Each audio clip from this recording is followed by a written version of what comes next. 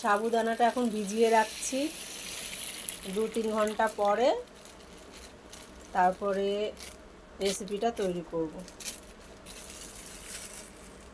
যে এখন সাবুদানা বানাবো তার জন্য এই ফলগুলো নিয়েছি, আর সাবুদানাটা পুরো ভিজে মোটা হয়ে গেছে, মানে ফুলে গেছে আর কি। এই ফলগুলো কাটবো তারপরে বানাবো। ফলগুলো এখন এক এক করে সব কেটে নিচ্ছি। এখন বেদানাটা ছাড়াচ্ছি, তারপরে কলাটা কাটা হয়ে গেছে, আর আপেলটা কাটবো, আঙুরগুলো কাটবো। ফল পুরো কাটা হয়ে গেছে।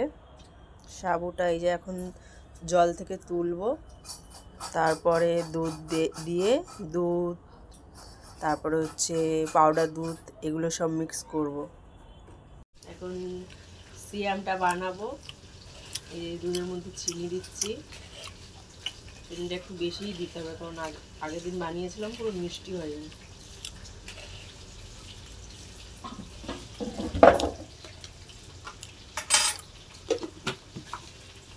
এবার পাউডার দুধ দেবো,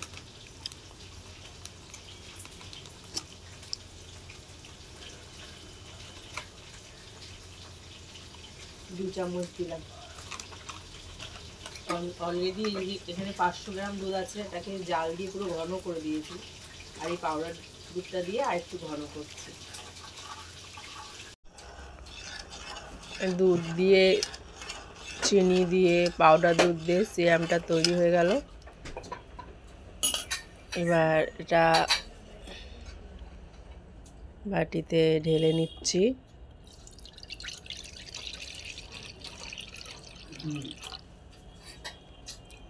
এটাও লাগবে, একটু পরে দেবো এটা।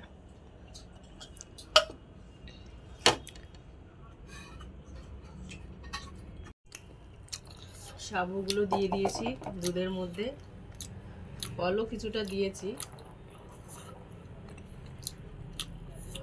ফলগুলো সবটা লাগবে মনে হচ্ছে না লাগবে।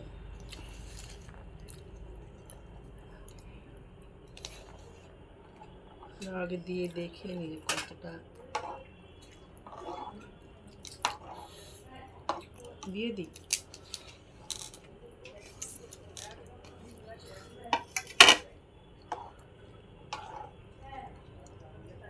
দুধের মধ্যে ফল, সাবুদানা সব দেওয়া হয়ে গেছে, দিয়ে একটু এটা এখন ঠিক করে মিলিয়ে একটু ফ্রিজে রেখে দেব।